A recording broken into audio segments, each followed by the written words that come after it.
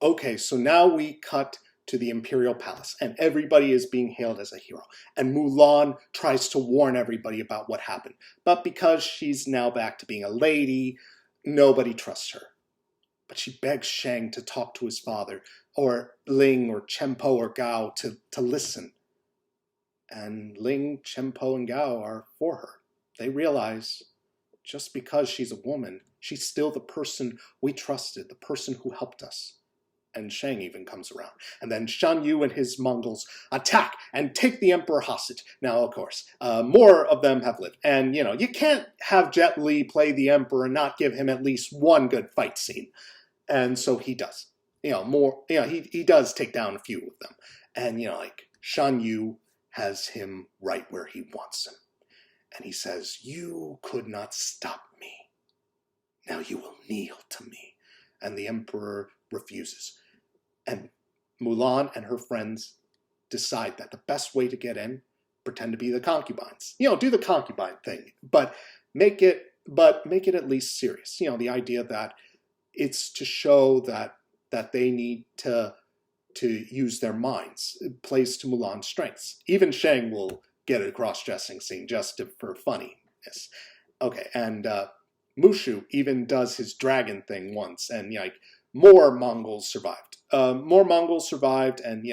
he's like saying, "Oh, that's what I call Mongolian barbecue." When he sets them on fire in his dragon form, and she fights him, and he says, "You made your choice. You could have joined me." And she says, "I made my choice, and I regret nothing." And she uses a fan to beat him, and the firework death, that is going to be awesome. That would still be awesome. Fireworks and blowing up and everything. And Mulan is met before the Emperor. And the Emperor is like, "You." He basically says, "But you saved us. How would you like to join us?" And Mulan says, "Thank you, your Emperorship, but I think I better go home." And she does. And she goes home. She meets her new brother. She meets her new brother-in-law. He's a really good guy.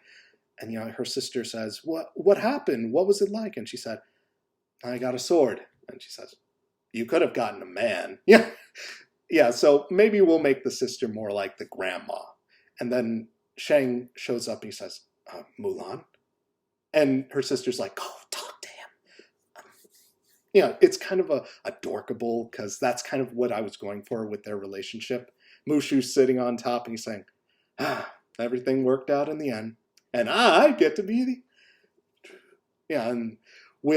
And it shows, and she reconciles with her father, and her father's like, "I'm proud of you, Mulan. I love you." And it's a happy ending. And that's my thoughts on Mulan. Now, what did you think? I'd love to know what you think. But, again, it's easy to point out the flaws. But it's a great idea to try to fix something, to try to make things better. Because that's what we need to learn. And I get you want to... this film was trying to appeal to a new generation. But, sometimes if it ain't broke, don't fix it. I'm Michael Goodrow. And this has been What's in My Head.